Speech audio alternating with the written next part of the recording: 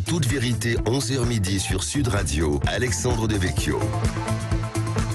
En toute vérité, chaque dimanche, entre 11h et midi sur Sud Radio, sécurité, économie numérique, immigration, écologie. En cette année d'élection présidentielle, pendant 1 heure chaque semaine, nous débattons sans tabou des grands enjeux pour la France d'aujourd'hui et de demain. Cette semaine, nous avons le plaisir de recevoir Marc Menant et le docteur Laurent Alexandre, journaliste et essayiste, chroniqueur dans Face à l'info et dans La belle histoire de France sur CNews. Marc Menant est aussi l'auteur d'un livre qui paraît ce jeudi dans toutes les bonnes librairies, l'inquiétante histoire des vaccins chez Plomb. Si Marc Menant a refusé de se faire vacciner et est plus effrayé par les médecins de Molière que par le Covid, le docteur Laurent Alexandre a quant à lui une foi inébranlable dans la science au point de prophétiser la mort de la mort. Durant la crise du Covid, la médecine a-t-elle pris le pouvoir? Au nom de la science, a-t-on substitué le principe de liberté à celui de santé publique? Le monde d'après sera-t-il le meilleur des mondes hygiénistes? Les réponses de Marc Menant et du docteur Laurent Alexandre tout de suite, en toute vérité. En toute vérité sur Sud Radio, Alexandre Devecchio. Marc Menant, Laurent Alexandre, bonjour. Bonjour. Bonjour. Marc Menant, merci d'être avec nous sur Sud Radio. Les fidèles de CNews vous connaissent en tant que chroniqueur historique dans Face à l'info et dans La belle histoire de France. Mais vous êtes également l'auteur de 15 livres, dont cet essai, L'inquiétante histoire des vaccins, qui paraît ce jeudi aux éditions Plomb. Nous allons en parler pendant toute cette heure d'émission, mais je voulais d'abord vous demander pourquoi est-ce que vous avez refusé de vous faire vacciner et est-ce que vous vous considérez comme anti-vax ? Alors, moi, le anti n'a aucun intérêt. Ça voudrait dire que j'ai une sorte d'intime conviction que, venant de mes profondeurs, un jour, j'ai décidé qu'il fallait refuser tel principe. J'ai une formation très scientifique. J'ai bouffé des maths toute ma jeunesse. J'avais pas les moyens de sortir. Donc, au lieu d'aller en boîte de nuit, je m'amusais à essayer de résoudre le théorème de Fermat. A puissance n plus b puissance n sera toujours différent de cette puissance n, quel que soit n, si n n'égale pas 2.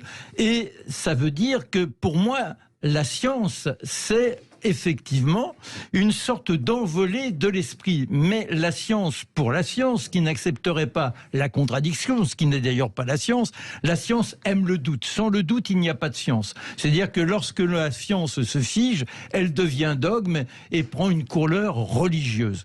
Pour répondre à votre question, il se trouve que quand j'étais gamin, mes parents ont voulu que je sois, selon les pratiques de l'époque qui devenaient obligatoires, vacciné contre la variole. Et ça a très mal tourné. Ma situation est devenue extrêmement périlleuse et j'ai réussi, au bout de 3 semaines, à sortir d'un état critique. Voilà ce qui a, disons, induit des interrogations. Mais ensuite, je ne me suis pas arrêté à mon cas personnel. Tous les cas personnels, tous les moi-je sont à bouter. Ce qui est intéressant, c'est d'essayer de se placer toujours dans les interrogations et de voir s'il y a une réponse. Est-ce que, au-delà de mon cas n'a aucun... Mon cas, c'est ce qui permet de lever un doute. Mais après, c'est de voir s'il est extensible ou non. Donc, comment regarder ce qui est devenu comme une sorte de vérité indubitable, incontestable, et est-ce que on doit avoir des précautions pour asséner que le vaccin est la panacée absolue dans tous les domaines? À partir de là, j'ai fait toute une projection dans l'histoire, reprendre chaque vaccin. On va en parler, Marc Menant, mais tout d'abord, je voudrais laisser la parole, présenter le docteur Laurent Alexandre. Merci d'être avec nous sur des radios. Vous êtes haut fonctionnaire et urologue de formation, cofondateur du site Doctissimo, mais aussi essayiste. Vous avez écrit de nombreux livres consacrés à la science et la médecine, La mort de la mort, La défaite du cancer et le dernier en date, Jouissez jeunesse. Est-ce que Marc Menant fait une connerie en refusant de se faire vacciner? Alors d'abord, je voudrais dire qu'il s'est trompé sur la formulation du théorème de Fermat. N peut aussi être égal à 1, ce que vous avez oublié dans le théorème de Fermat. De Fermat. C'est un point de détail, mais c'est N égale 1 ou N égale 2. Donc vous parliez de Fermat. Non. Alors je voudrais d'abord... J'ai quand même passé... On va oublier le théorème, s'il vous plaît. C'était une image. De préciser. Déjà, je trouvais que c'était très compliqué. Je voulais simplement... Voilà. Je voudrais d'abord préciser que je n'ai aucun conflit d'intérêt, aucun intérêt sur ce dossier. Je suis totalement indépendant. Je ne touche pas un centime des pro-vaccins, des anti-vaccins, etc. Donc mes propos sont ma conviction et ne sont pas le fruit d'un travail de lobbying pour lequel je serais payé.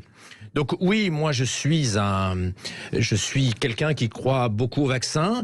Pas à tous les vaccins, parce qu'il y a des vaccins qui, hélas, ne marchent pas. Le vaccin contre le paludisme, malgré les sommes importantes qui ont été investies, a échoué. Le vaccin contre le HIV, hélas, a échoué. On espère peut-être qu'avec les vaccins ARN messagers, on puisse lutter de façon vaccinale contre le sida, mais ça n'est pas prouvé, c'est en phase expérimentale. Donc le vaccin, malheureusement, ne marche pas dans toutes les pathologies. Mais dans les pathologies dans lesquelles le vaccin marche, je constate qu'on est passé, grâce à la vaccination contre la rougeole, de 6 millions de morts par an à 120 000. On a éradiqué la variole qui a tué 300 millions de personnes au XXe siècle sur Terre. Le dernier cas de variole est à la fin des années 70. On a supprimé la diphtérie qui tuait des milliers d'enfants en France par étouffement. La diphtérie est une forme d'angine qui entraîne un arrêt respiratoire et la mort de l'enfant. Nous avons fait des progrès absolument extraordinaires grâce à la vaccination. Il y avait 500 morts par an du tétanos. On a, grâce à la vaccination, fait beaucoup reculer le tétanos qui entraîne une mort absolument atroce par paralysie complète. Donc oui, je suis plutôt du côté de la science.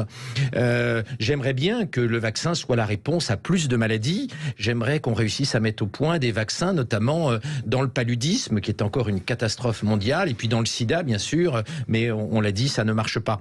Donc aujourd'hui, je crois qu'il est profondément injuste d'attaquer le vaccin de façon frontale comme ça. Et je rappelle juste qu'on a des gens aujourd'hui qui souffrent du fait qu'ils n'ont pas été vaccinés dans le passé. Alexander, un Américain, est dans un poumon d'acier depuis 1954. Il a attrapé la poliomyélite quelques mois avant l'arrivée du vaccin par Salk en 1955. Et il est, comme 3 personnes sur Terre encore aujourd'hui au moment où nous parlons, sous poumon d'acier parce que la polio détruit les nerfs des muscles respiratoires. Et donc il y a 3 personnes qui, avant la vaccination de 1955, sont aujourd'hui toujours sous poumon d'acier, ce qui est un truc absolument atroce. Donc ne crachons pas sur la vaccination parce que nous lui devons énormément. Justement, Marc Menant, votre livre est une histoire des vaccins, inquiétante histoire selon vous. Et bon, non seulement vous êtes assez sceptique sur le vaccin du Covid, mais vous commencez votre livre en revenant sur ce que vous qualifiez la première des impostures, c'est-à-dire le vaccin contre la rage de Louis Pasteur. Vous pouvez nous en dire plus ? Alors là encore, moi je ne me contente pas de prendre une position. En l'occurrence, j'ai cherché les documents disponibles. Et ce qui est extraordinaire, c'est que Pasteur au quotidien avait des carnets que chacun peut consulter à la Bibliothèque de France. Et puis il y a eu quelques livres également qui ont fait un résumé des propos tenus par Pasteur. Il y a Émile Roux qui a été le premier médecin à travailler avec Pasteur, puisque Pasteur est chimiste à l'origine et qu'il n'a pas le droit d'inoculer, d'avoir une pratique médicale. Il lui faut un médecin à ses côtés. C'est Émile Roux, personnage exceptionnel, et qui a écrit un livre sur sa collaboration avec Pasteur. Il y a également le neveu de Pasteur, Noir, qui lui aussi raconte ce qu'il a vécu à côté de Pasteur et de Roux. Alors, l'histoire est longue, c'est pour ça que j'en fais 2 chapitres. Et que découvre-t-on ? Eh bien qu'en l'occurrence,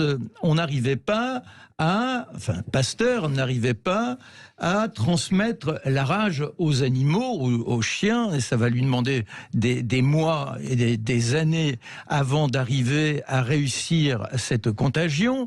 Roux participe à l'effort, et il y a le fameux cas du petit Alsacien qui se présente, ayant été mordu 14 fois par un chien, avec le propriétaire du chien à ses côtés, là où Pasteur attend enfin la possibilité de tester le vaccin qu'il a imaginé. C'est un vaccin curatif. Ce n'est pas un vaccin, c'est important de le dire, c'est pas un vaccin préventif. Il y a 2 sortes de vaccins.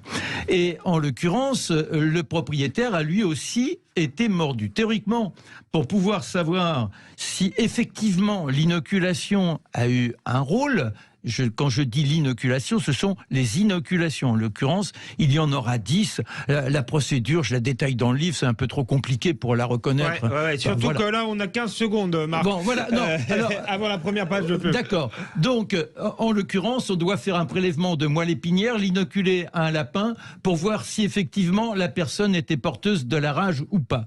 Il faut savoir aussi que la rage, contrairement à ce qui nous est rapporté, n'était pas aussi répandu, n'était pas le fléau qui emportait, décimait les populations. Émile Roux écrit dans son livre « Si Pasteur s'intéresse à la rage, c'est parce que c'est la maladie du diable, c'est la maladie spectaculaire de par les symptômes qu'elle déclenche. » Et donc, bien, on peut faire la pause et puis je reprends après si vous le voulez bien. Très bien, Marc Menant, docteur Laurent Alexandre, merci d'être avec nous sur Sud Radio.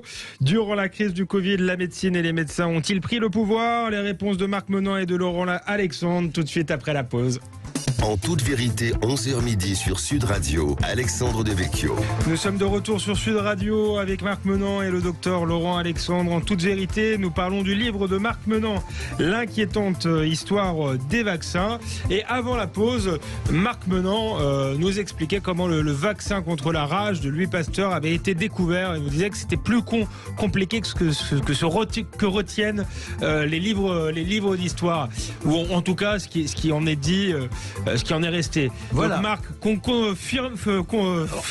finissez votre histoire. Voilà. Alors donc, premier cas, l'enfant est traité par Pasteur pendant 10 jours et à la fin on dit c'est formidable, il n'a pas développé la rage.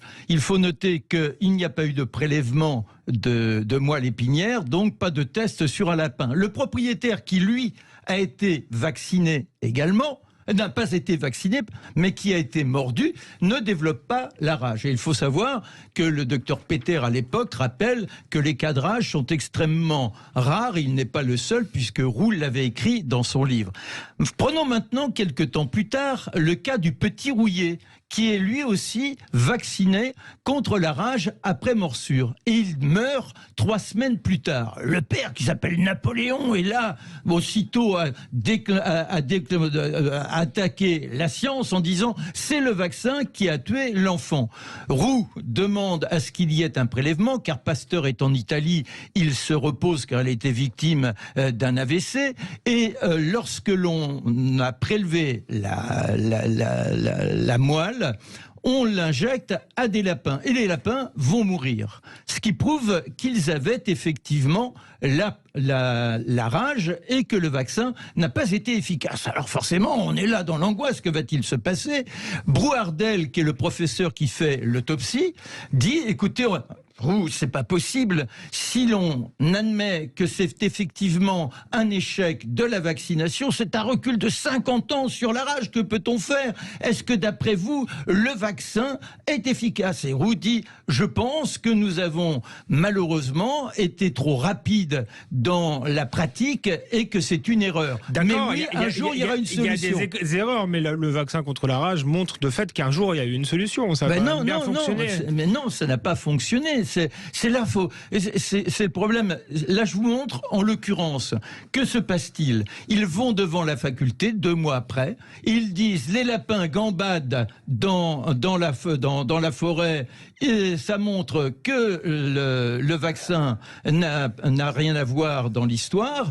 Et par ailleurs, le professeur Brouardel dit c'est une intoxication qui a emporté l'enfant. Donc on est là avec une imposture majeure pour pouvoir valider le vaccin alors qu'il n'avait pas d'efficacité. Alors, et je pourrais vous raconter... sans rentrer dans les détails, le vaccin contre la rage est une imposture. La mise au point d'un vaccin efficace, et c'est un vaccin particulier, parce que ce n'est pas un vaccin préventif, on le donne une fois qu'on a déjà été touché. Ça a été long, c'était compliqué, les méthodes d'évaluation modernes des traitements et donc des vaccins n'étaient pas au point. C'est-à-dire que la méthodologie permettant d'étudier l'efficacité d'un médicament en toute sécurité, ça date des années 70. C'est ce qu'on appelle les études randomisées en double aveugle. À l'époque de Pasteur, on n'avait pas ces techniques-là. Donc effectivement, c'était laborieux de mettre au point des traitements et Jusqu'en 1960-70, on évaluait mal les médicaments. C'est avec les essais randomisés, qui sont la base aujourd'hui de l'évaluation des médicaments, qu'on a fait un saut extraordinaire, qu'on arrive à séparer l'effet placebo de l'effet du médicament et qu'on arrive vraiment à connaître la différence d'efficacité entre deux molécules. Donc oui, la mise au point du vaccin contre la rage a été compliquée. Oui, Pasteur a fait certaines erreurs à ce moment-là, mais parce qu'il avait la technologie du milieu et de la fin du 19e siècle. Il n'avait pas les technologies statistiques, scientifiques, biologiques dont nous disposons aujourd'hui. Il n'avait pas le séquençage ADN et ARN, il n'avait pas les méthodes biologiques, les méthodes chimiques. Oui, le vaccin contre la rage, ça a été très laborieux. En revanche, le vaccin contre la variole, qui avait été mis au point dès la fin du 18e, était, lui, plus efficace d'emblée et avait une protection qui était très correcte dès le départ, même s'il y avait quelques effets secondaires avec la variole. D'ailleurs, les médecins français se sont longuement posé la question, faut-il vacciner Louis XVI? Louis XV a eu la variole, une bonne partie des descendants de Louis XIV sont morts de la variole, et quand Louis XVI est arrivé au pouvoir, quand il a, à la mort de Louis XV, on s'est demandé, faut-il le vacciner ou pas? Et à l'époque, le vaccin entraînait une mortalité qui n'était pas nulle. Et en reprenant les travaux du grand mathématicien suisse Bernoulli, les médecins du roi avaient déterminé que oui, il y avait une petite probabilité que le roi meure à cause du vaccin, parce que le vaccin avait des effets secondaires graves à l'époque, mais que la probabilité que le vaccin le protège était beaucoup, beaucoup plus grande. Et c'est pour ça qu'on a vacciné le roi, mais également le futur Charles X, le futur Louis XVIII et le futur Charles X, c'est-à-dire qu'on a vacciné toute la lignée. Marc Menant, justement, en lisant votre livre, bon, vous racontez cette anecdote sur la rage, c'est sur 2 chapitres, mais ensuite vous expliquez que selon vous, justement, les vaccins contre la variole, contre la polio, contre le tétanos, ne sont pas responsables de l'éradication des maladies. Oui, alors sur la variole, là aussi, je développe largement. Sans raconter tout le livre, Marc. Mais non, mais c'est pourquoi un livre? C'est pour prendre le temps, justement, pour pouvoir avoir la possibilité de déployer argument pour argument. Et quand on affronte ce qui est une institution de pensée, si je peux utiliser cette mauvaise expression, il vaut mieux quand même tenter d'avoir la rationalité d'un développement très rationnel, donc indubitable sur le plan de la mathématique, si je puis dire. Et en l'occurrence, je reprends les uns derrière les autres. Sur la variole, l'histoire commence bien avant, puisque dès l'Antiquité, les Chinois faisaient une sorte de vaccin. Ils prenaient des croûtes de variolique, il les broyait et ensuite il les faisait respirer à ceux qui n'avaient pas encore été au contact de la maladie, afin de créer un principe de vaccination. Alors l'histoire, elle est très très longue. Ensuite, le vaccin, ce principe vaccinal, ça ne s'appelle pas encore comme ça.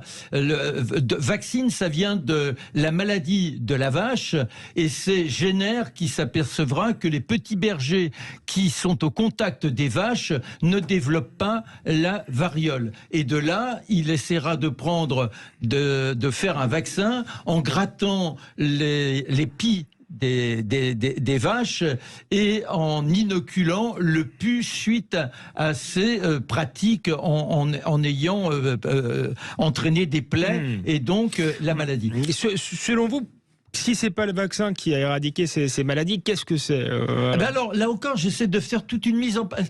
Ça n'aurait aucun intérêt si j'étais dans un déni pour un déni. J'essaie de montrer comment il y a une concomitance entre la montée d'une certaine pratique médicale, comment tout à chacun, parce qu'on a tué Dieu, parce que, et je ne dis pas, alors moi qui suis un impie, c'est pas moi qui vais me plaindre que Dieu soit disparu en l'occurrence, sauf que quand on enlève Dieu, pour le commun des mortels, il y a une sorte de grand vide. Il faut bien se raccrocher à quelque chose. Et il y a le progrès qui apparaît. Moi, je crois au progrès. Mais le progrès pour le progrès peut devenir un substitut de la religion. Et donc, on a envie de croire que tout ce qui naît de notre esprit nous permet de remplacer ce qui étaient les pratiques religieuses avec les processions, les prières qui nous permettaient d'obtenir du Tout-Puissant la bénédiction et sortir des maladies. Donc il y a une sorte de foi qui se crée sur le progrès. Mais dans le même temps, on va avoir, je rappelle les conditions immondes dans lesquelles on vivait. La peste, elle disparaît sans vaccin. En 1347, que se passe-t-il? On est au début de la petite ère glaciaire. Je reprends les travaux de Leroy-Ladurie, à une époque où on vit vraiment dans un climat qui est totalement nuisible à nos physiologies. On a des conditions, on vit dans des galetas épouvantables dans les villes, dans les campagnes, ce sont des maisons en terre battue sans aucun confort, et on entre dans la guerre de 100 ans, avec les pillages liés aux armées entre deux batailles. Donc ce seraient les progrès de l'hygiène qui auraient éradiqué ces maladies. Qu'est-ce que vous pensez de cette thèse, Laurent Alexandre? Et après on parle plus largement du pouvoir de la science, parce que c'est le cœur du sujet qu'a effleuré Marc Menon tout à l'heure. Il y a un certain nombre de maladies qui ont reculé grâce à l'hygiène, bien sûr, à l'aération des maisons. C'est le cas de la tuberculose. La tuberculose a beaucoup reculé parce qu'on a eu des fenêtres plus ouvertes, parce qu'on a aéré la maison, parce que la promiscuité a été plus faible. Il faut savoir qu'au Moyen-Âge, les enfants et les parents dormaient dans un lit unique, dans les milieux populaires et dans les milieux ruraux, ne serait-ce que pour économiser la chaleur. Donc il y a une part d'hygiène. Mais penser que l'ensemble de la science médicale mondiale, que l'ensemble des médecins du monde se trompent en croyant que le vaccin a une efficacité importante, je pense que c'est un propos extrêmement étrange. Et de mon point de vue, c'est un propos dangereux. Parce que derrière ces discours globalement anti-vax, et là on a bien une remise en cause globale des vaccins, eh bien il y a des morts. En Angleterre, il y a un certain nombre de parents, ces 20 dernières années, qui ont été convaincus par les anti-vax. Résultat des courses, on a eu une diminution forte de la couverture vaccinale contre la coqueluche, et on a vu réapparaître des morts par coqueluche en Grande-Bretagne. Et je trouve que c'est très très dangereux que les parents écoutent ces discours anti-vax parce que ils mettent en danger leur santé, la santé de leurs enfants, alors que l'efficacité des vaccins a été prouvée. Et je le répète, il faudrait qu'on soit dans un monde extrêmement curieux pour que l'ensemble de la communauté scientifique et médicale du monde entier se trompe sur les vaccins. C'est-à-dire que nous soyons, nous, 99,99% des médecins et des scientifiques en tort, et que nous défendions les vaccins alors que les vaccins sont dangereux et inutiles. Vraiment, ça me paraît une idée très, très, très, très baroque. Je dirais même complotiste. Voilà, on va en parler du complotiste, désolé Marc Menon. Marc Menon, docteur Laurent Alexandre. On reprend après la pause. Merci d'être avec nous sur Sud Radio. Au nom de la science, a-t-on substitué le principe de liberté à celui de la santé publique? Les réponses de Marc Menon et de Laurent Alexandre en toute vérité après la pause. En toute vérité, 11h midi sur Sud Radio, Alexandre Devecchio. Nous sommes de retour sur Sud Radio avec Marc Menon et le docteur Laurent Alexandre. En toute vérité, nous parlons du livre de Marc Menon, l'inquiétante histoire des vaccins. Et avant la pause, le docteur Laurent Alexandre trouvait que la vision de Marc Menon autour des vaccins était une vision complotiste. Juste un mot. Juste de dire que l'ensemble de la communauté scientifique et médicale dans le monde a tort et que les vaccins sont tous inefficaces, c'est ce que dit Monsieur Menon. Oui, je pense que c'est une pensée de type complotiste. C'est ce que vous dites, Marc Menon, ou pas? Et qu'est-ce que vous répondez à Laurent Alexandre?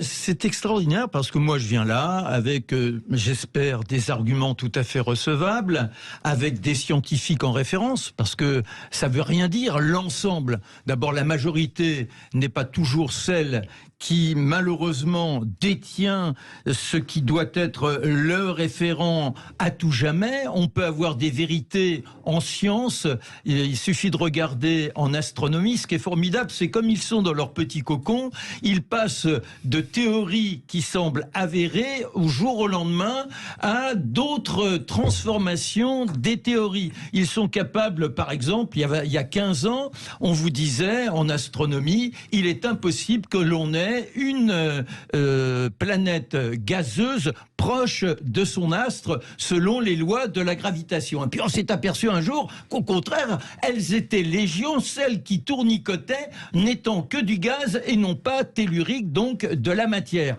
Eh bien, on a revisité tout ça, on a bouleversé notre conception, notre approche, notre raisonnement par rapport à l'organisation de l'univers. Dans toutes les sciences, c'est comme ça. La seule science, qui d'ailleurs n'est pas véritablement une science, car comment mettre en équation mais vous pouvez reconnaître que le vaccin a sauvé des vies, parfois. Mais je ne reconnais rien. C'est-à-dire que là, ce qui est extraordinaire, c'est que le docteur a une sorte, si je puis me permettre, une sorte d'arrogance en disant il nous contamine la terreur. Attention, vous êtes un complotiste si vous dites ça. Comment l'ensemble? J'ai écouté une émission sur France Culture à propos du papillomavirus où il y avait 2 médecins qui s'affrontaient. Isabelle Haid, qui a été co-directrice du papillomavirus à l'Institut Pasteur, et le professeur Philippe Descamps d'Angers, où il nous disait c'est dramatique ce que l'on vit. Attention, c'était juste avant l'épidémie de Covid, parce que on ne vaccine pas assez sur le papillomavirus, eh bien, on court à la catastrophe. Et dans le même temps, il nous développe longuement dans l'émission qu'à chaque seconde, on risque d'être contaminé, même si on n'a pas de rapport sexuel, avec le papillomavirus, qui est extrêmement résistant, qu'en mettant la main sur une barre de métro, on peut se retrouver infiltré par le papillomavirus. À la fin, là encore, je vais essayer de faire court, parce que sinon, il faut vraiment développer. Eh bien, on a 1% de femmes qui risquent d'être infectées par le papillomavirus. Sur ce 1%, 70% élimineront le papillomavirus. Ensuite, certaines vont développer une lésion qui, elle encore, à 30% risque, vous voyez comment on descend dans l'infinitésimal, risque de développer le cancer, que ce cancer est extrêmement long à évoluer, qu'il faut au moins 15 ans pour savoir si effectivement il s'est logé et qu'il faut lutter contre lui. Or, la pratique vaccinale date des années 2010. On ne peut pas donc aujourd'hui estimer, comme le faisaient les 2 médecins en question, que le vaccin est efficace puisqu'il faut attendre 2015. Ils prenaient en référence l'Australie en disant c'est extraordinaire, là-bas on vaccine, et à partir de là, eh bien, il y a eu chute des cas. Et quand on va sur le site de l'ambassade, on s'aperçoit qu'en 2013, au moment où on prend cette politique vaccinale, en même temps, on a des mesures contre l'état tabagique. Et on passe de 25% à 5% de fumeurs. Or, les deux admettent que c'est avant tout à cause de la cigarette que l'on a ces lésions qui entraînent éventuellement des cancers. Et par conséquent, lorsqu'ils disent qu'en Australie, c'est grâce au vaccin que l'on a éradiqué, puisque là on utilise pratiquement le terme d'éradiquer le papillomavirus, comme je vous l'ai dit, il faut 15 ans avant que ça se développe, que la campagne a commencé en 2013. On a compris, j'aimerais qu'on parle peut-être un peu moins directement simplement de la question des vaccins. Mais vous avez tout à l'heure eu, Marc Menon, un développement intéressant en disant que le progrès, la science avait à partir d'un moment remplacé Dieu. Le docteur Laurent Alexandre, vous avez écrit un livre qui s'appelait La mort de la mort. Au-delà de la question des vaccins, est-ce qu'aujourd'hui, la science n'a pas pris trop de pouvoir sur nos vies ? Est-ce qu'il n'y a pas une forme d'hubris aussi à penser anéantir la mort ? Alors, d'abord, la mort de la mort fait référence à la stratégie des transhumanistes et notamment de la Silicon Valley qui veulent tuer la mort. Je n'ai pas dit que la mort allait tuer demain matin. Et vous savez que Google a créé une filiale en 2013, une filiale à 100% de Google qui s'appelle Calico et qui est destinée à tuer la mort, à euthanasier la mort, à nous rendre plus vieux en meilleure santé. Donc il y a effectivement une volonté de la Silicon Valley de lutter contre ce que l'on considère comme normal, qui est vieillir et mourir. Et puis il y a une demande sociale pour moins souffrir, moins vieillir, moins mourir. Et les transhumanistes ont un discours qui parle à ce désir de ne pas souffrir et de moins mourir. Alors, est-ce que la science a pris trop de pouvoir ? Alors, moi je répondrais par rapport à avant. Est-ce que la France de 1750, avec une espérance de vie à Paris de 27 ans, est-ce que c'est génial ? Est-ce qu'on veut revenir avant la science ? Est-ce qu'on veut revenir en 1750 quand 40% des enfants mouraient avant 5 ans?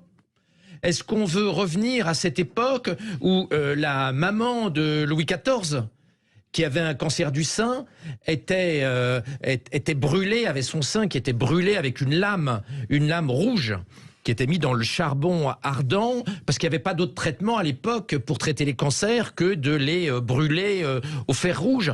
A-t-on envie de revenir à ce moment d'avant la science? Est-ce qu'on a envie d'avoir la santé de Louis XIV? Louis XIV a perdu sa dernière dent à 42 ans. Il a eu une fistule anale qui a nécessité 10 opérations chirurgicales de 4 heures chacune. Sans anesthésie, il était accroché par ses domestiques sur son lit pendant qu'on l'opérait pendant à chaque fois plusieurs heures sa fistule, et on l'entendait hurler, l'anesthésie n'existait pas à l'époque, on l'entendait hurler à l'autre bout du parc de Versailles tellement c'était affreux. A-t-on envie de revenir avant la science? Je ne le crois pas. Donc ce discours anti-scientifique, il est tout à fait sympathique, mais en réalité il nous propose un modèle d'avant la science qui n'est pas souhaitable, et je ne suis pas sûr parmi vos auditeurs qu'il y en ait beaucoup qui aient envie, avant la science dentaire, de se retrouver avec 0 dents à 42 ans comme Louis XIV, parce que ce que les gens oublient et qu'on ne voit pas dans les films, parce que dans les films, Louis XIV a toutes ses dents, même à la fin de sa vie, c'est qu'il mangeait plus que de la purée et puis de la viande hachée, parce qu'il n'avait plus aucune dent, le pauvre Louis XIV. Non, mais personne c'était pas le sens de ma question, revenir à avant la science. Mais par exemple, revenir avant la science et avant le vaccin. Est-ce que dans la crise de la pandémie, on a oublié que la mort faisait partie de la vie? Est-ce que vouloir enfermer les gens était vraiment la bonne solution au nom de la science? Est-ce que ça n'a pas été le triomphe absolu d'un principe de précaution juste un qui mot, n'est pas scientifique? Notre tolérance à la mort a beaucoup régressé. Entre fin 1347 et 1352, 40% des Européens sont morts de la peste. Et les gens trouvaient ça relativement normal. La grippe espagnole de 1819-1919... Le Covid n'était pas la peste. J'ai bien ce que je dis. À l'époque, on acceptait que 40% des Européens meurent. La grippe espagnole, on a accepté 100 millions de morts sur 2 milliards d'habitants sans difficulté. Aujourd'hui, notre tolérance à la mort est beaucoup plus faible. 60 000 jeunes Français sont morts pendant la guerre d'Algérie. 60 000. Aujourd'hui, nous n'accepterions pas que 60 000 de nos gamins aillent se faire tuer sur un terrain de guerre. Donc oui, notre tolérance à la mort n'a cessé de baisser au fur et à mesure que la mort reculait. Sous Louis XIV, de perdre beaucoup d'enfants, et il ne faut pas oublier que Louis XV est l'arrière-petit-fils de Louis XIV, parce que toute la descendance de Louis XIV est morte, notamment de la variole, eh bien on acceptait la mort. Aujourd'hui, nos concitoyens acceptent moins la mort que sous Louis XIV. Marc Menon. Alors, il faut quand même reprendre ce tableau désastreux comme quoi on était condamné à mourir à 30 ans. Il y a des animaux qui vivent, tels les tortues, les éléphants, à plus de 100 ans, ils n'ont pas de vaccin. Il faut replacer là encore les conditions de vie. Je ne vais pas trop me répandre pour pouvoir aller plus loin dans le dialogue. Les conditions de vie, ça fait partie de la science aussi, non? Non, ça n'a rien à voir. Les conditions de vie de Louis XIV, où il bafferait littéralement, il s'empifferait avec la goutte qui a disparu et qui attaquait nombre de personnes. Qui a disparu grâce aux médicaments. Non, la goutte, c'est une question de... La goutte, c'est parce que vous mangez beaucoup trop de viande et c'est de là que vous vous retrouvez avec la goutte. Les conditions de vie des enfants qui meurent à 5 ans, n'oublions pas que les enfants travaillaient dès l'âge de 5 ans. Pas les héritiers de Louis XIV. Non, mais ils travaillaient pas à 5 ans, les héritiers de Louis XIV, qui sont morts en très bas âge. Les enfants de Louis XIV et les petits-enfants, d'abord il y avait des problèmes qui étaient liés à la consanguinité, qui les fragilisaient, c'est un premier point. Il y a les conditions de vie, on a beau être Louis XIV à Versailles, c'était un véritable palais de courant d'air, avec des conditions de vie extrêmement pénibles, parce qu'on est dans la petite ère glaciaire, donc une lamination de nos physiologies, tout ça, il faut en tenir compte, et revenons donc au peuple en général. Les gamins travaillaient dès l'âge de 5 ans, ils travaillaient 16 heures par jour, il n'y avait pas de jour de repos. Et c'est comme ça que quand on prend les journaux du docteur Guillermet en 1830, il dit à 27 ans, les gens du peuple sont des vieillards qui vont mourir. Mais aujourd'hui, est-ce que, à force justement d'avoir peur de la mort, est-ce qu'on n'oublie pas de vivre? Non, mais bien évidemment. On a peur de tout, et si je suis le docteur, aura demain... Pour vivre, déjà, il faut être vivant et donc ne pas mourir. On ne peut vivre que si on ne meurt pas. Oui. Excusez-moi de rappeler ce truisme. Oui, non, mais la seule chose, c'est que si je vous suis, demain, on aura des algorithmes avec des éléments qui nous permettront... D'ailleurs, on a vu cette tendance, et c'est aujourd'hui en Chine, où vous avez des appareils, des détecteurs, qui font que quand vous passez la frontière, c'est-à-dire que vous entrez dans un magasin, votre température immédiate vous est donnée, et là, vous êtes considéré comme étant potentiellement quelqu'un contaminant. Le fait que, et là aussi, c'est la fameuse asymptomatie, c'est-à-dire que moi, je suis en pleine santé, il y a 80% des gens qui ne développent aucun symptôme du Covid et qui deviennent potentiellement dangereux, des assassins simplement parce que leur corps a une réponse à un intrus lilliputien. Et contre ça, on enlève toutes les libertés, on a une prééminence. La liberté, c'est une philosophie. Et bien, il y a maintenant, avant de raisonner, de nous interroger sur ce qui doit nous permettre une émancipation intellectuelle, physique de nos relations entre nous, il y a une prééminence au-dessus de ça, on met un chapeau, c'est la santé et la science qui doit déterminer comment doit-on vivre libre. Merci. Eh bien ça, c'est de la dictature sanitaire. Merci Marc Menon, merci docteur Laurent Alexandre. On continue à parler de philosophie de la liberté après la pause. Vos réponses en toute vérité. En toute vérité, 11h midi sur Sud Radio, Alexandre Devecchio. Nous sommes de retour sur Sud Radio avec Marc Menon et le docteur Laurent Alexandre. En toute vérité, nous parlons du livre de Marc Menon, L'inquiétante histoire des vaccins. C'est chez Plon, ça paraît jeudi. Le discours est très vif, même pendant la pause, pour ne rien vous cacher. On essaye d'élargir la discussion au-delà des vaccins. Est-ce qu'on n'a pas basculé avec cette crise pandémique dans une forme d'hygiénisme, Laurent Alexandre, avec cette obsession des masques qui perdure jusqu'à aujourd'hui? Est-ce que le monde d'après va pas être un monde où on a l'obsession du bien-être et de la santé au détriment de la liberté? Je crois pas. D'ailleurs, on voit les gens abandonnent le masque relativement rapidement, même si Omicron a une petite ressucée à l'heure actuelle. Je pense qu'on n'est pas rentré dans une société hygiénique et de contrôle. On n'est pas en Chine. L'idée selon laquelle on est rentré dans une dictature sanitaire me paraît complètement excessive. Et moi, je me suis débarrassé très vite du max et je ne suis pas du tout favorable. Je me permets juste parce que je vous laisserai développer. Regardez autour de vous, dans la rue, dans les bureaux, dans les magasins, le nombre de personnes qui portent encore le masque. Tant mieux pour vous si vous arrivez à vous déclaper du conditionnement général, c'est pas le cas, au moins de 30% des gens. On laisse finir le docteur Laurent. Et donc je ne crois pas à l'idée selon laquelle on est rentré dans une dictature sanitaire. Nous, médecins, nous avons fait des erreurs, nous nous sommes trompés pendant la crise, nous avons parfois eu des intuitions qui se sont révélées fausses. Le pilotage de cette crise n'a pas été optimum, mais c'est comme à la guerre. Il y a 2 ans, quand on a piloté cette crise, on ne savait pas ce que l'on sait aujourd'hui. Si on était à la place de Napoléon, on n'irait pas en Espagne, on n'irait pas en Russie, et Napoléon n'aurait pas perdu le pouvoir en 1814-1815. Donc aujourd'hui, avec le recul, nous savons plein de choses. Au début de l'épidémie, on était en plein brouillard. Je vous rappelle, c'est l'époque où Didier Raoult expliquait qu'il ne fallait pas s'inquiéter pour 3 Chinois qui meurent, qu'il n'y avait aucune chance que ça atteigne l'Europe, que ça faisait moins de morts. Il n'était pas le seul. J'ai pas dit qu'il était le seul. Je peux vous rappeler ce que vous avez dit à l'époque? Je n'ai pas dit qu'il était le seul. Je dis simplement la sommité pour beaucoup de Français et pour beaucoup de vos auditeurs qu'était Raoult. Moi, personnellement, je me suis trompé. J'ai cru que Raoult connaissait le sujet et j'ai dit je pense pas qu'on dépassera 10 000 morts et je me suis complètement vautré. Je l'ai dit et je me suis excusé dans les médias à plusieurs reprises. Je me suis vautré, j'ai cru que Raoult connaissait le sujet. Et il a dit le Covid va être, grâce à la chloroquine, la maladie respiratoire la plus facile à traiter. ce qui s'est révélé totalement faux. Aujourd'hui, personne ne pense que la chloroquine a une quelconque efficacité. Donc, on s'est trompé, on a eu des mauvaises intuitions. Il y a des gens qui ont prétendu savoir et qui ne savaient pas.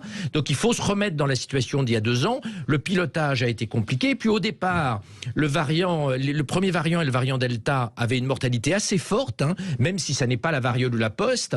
C'était quand même une mortalité forte.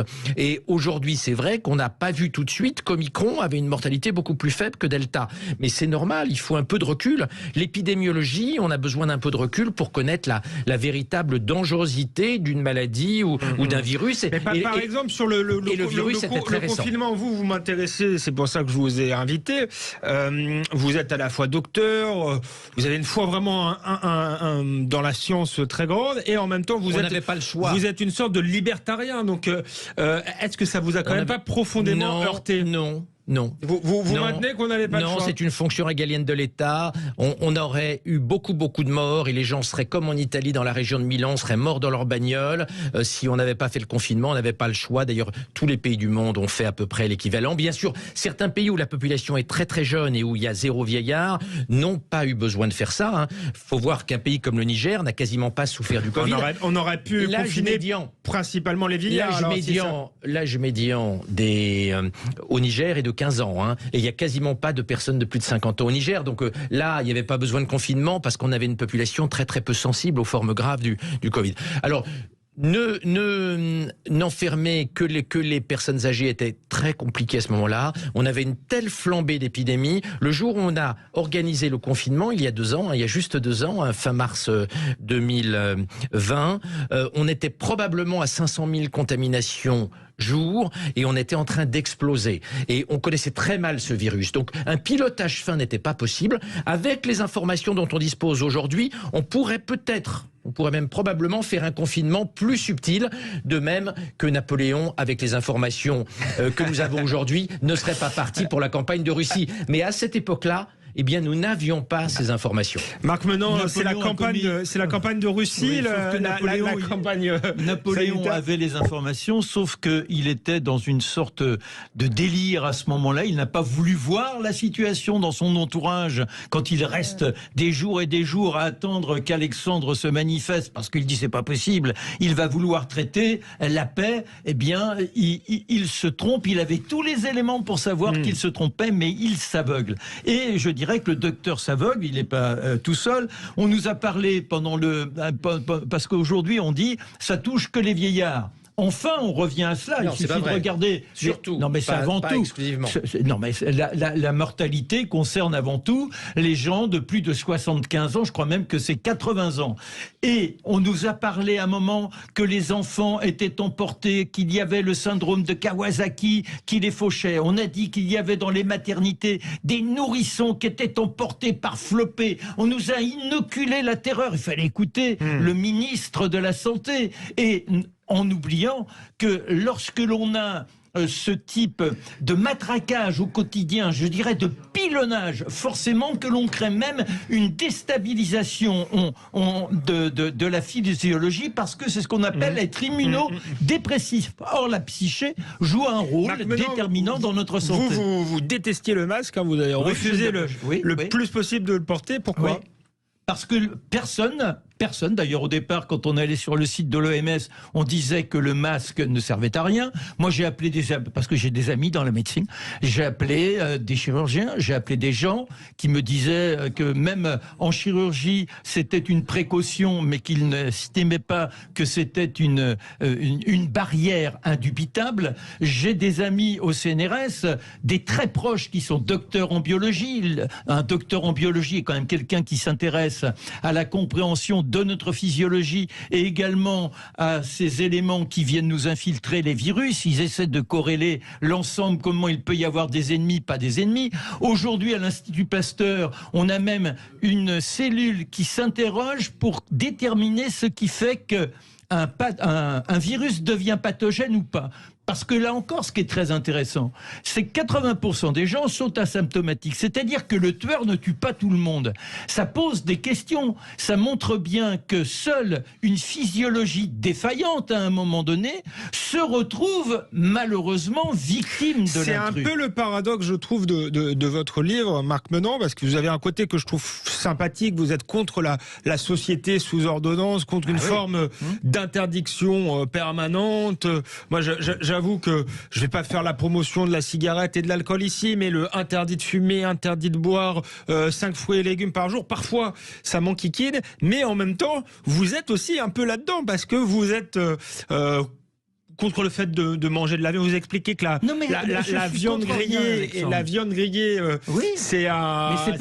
Mais c'est parce qu'il y a des preuves. Après, la cigarette, oui, c'est nuisible. L'alcool, oui, c'est nuisible. Moi, je ne bois pas, je ne fume pas, je fais du sport tous les jours. Vous ne m'entendrez jamais demain dire, ben voilà, on a un régime hygiéniste et puis on se lève à 7h du matin, on fait tous des mouvements. Chacun doit simplement connaître les paramètres qui conduisent à une existence en santé et en énergie. N'oublions pas que à passer 65 ans, il y a que 30% des gens qui sont en santé selon les statistiques, c'est-à-dire que tous les autres suivent un traitement médical. Ça montre bien que nous sommes dans des erreurs dans notre quotidien, dans des erreurs de comportement, que nous avons une part active dans les maladies que nous développons. Et ça, il faut le savoir. Mais c'est ça qui est formidable. Il nous faut nous responsabiliser. Et je connais nombre de médecins qui rappellent ça. Ce n'est pas la petite pilule qui soudain permet le miracle alors que vous avez de mauvais comportements. On n'a jamais eu autant de personnes qui se trouvent en surpoids. Le surpoids est l'un des phénomènes qui malheureusement concourt à la maladie. Et puis ça va plus loin que ça, c'est qu'on a tellement été loin dans cette idée du miracle de la médecine que le deuil maintenant est considéré comme une maladie qu'il faille traiter. Vous vous rendez compte où l'on en est? C'est-à-dire que vous êtes en deuil, il faut une molécule pour sortir de cela. Moi, j'ai connu une période terrible dans ma vie où la femme que j'adulais est partie, je me suis retrouvé au chômage et mon père a enchaîné 3 cancers dont la médecine n'a rien pu faire d'ailleurs, contre lesquels la médecine n'a rien pu faire. J'étais dans un abattement total et on m'a dit, tu peux pas rester comme ça. J'ai un de mes amis médecin qui m'a dit, il faut que tu prennes des pilules, tu peux pas supporter ça. Ben, j'ai dit, ça va pas me donner du boulot, ça va pas me relancer, ça va pas faire revenir la femme, il me faut gérer mon quotidien. C'est-à-dire qu'on est dans une déresponsabilisation de l'individu. Aujourd'hui, ce qui nous gouverne, c'est cela. C'est l'infantilisme et la médecine y concourt, et c'est également l'émotion. Oh là là, c'est terrible ce que l'on a vu là-bas. Bah oui, forcément, quand on prend des cas particuliers, ça nous bouleverse, mais on ne fait pas de la philosophie, on ne fait pas de la politique à partir des cas particuliers. Le dernier mot à Laurent Alexandre avant de finir cette émission. Je voudrais quand même rassurer vos auditeurs, la médecine, c'est formidable ce qu'elle a fait, et ce discours anti-médecine, anti-vaccin est mortifère et très dangereux. Je rappellerai juste 2 chiffres. Jadis, 100% des cancéreux mouraient de leur cancer. Aujourd'hui, on guérit 55% des adultes cancéreux et 85% des enfants cancéreux et leucémiques. C'est une merveilleuse victoire de la médecine. Ne boudons pas notre plaisir. Profitons de ces années supplémentaires que la médecine nous a données. Faisons-nous vacciner, faisons vacciner nos enfants. Et la médecine est merveilleuse et grâce à elle, notre espérance de vie depuis 1750 a triplé à Paris. Vivons avec un algorithme qui nous dirige, avec chaque paramètre. C'est terminé, Marc Menot, c'est terminé. Merci. Avait le cœur qui battait à 30 pulsations minutes, la médecine aurait dit ne faites pas de sport. Merci Marc Menot, merci Laurent Alexandre. C'était En toute vérité. Je sens que le débat va continuer après l'émission. On se retrouve la semaine prochaine pour un nouveau numéro d'En toute vérité.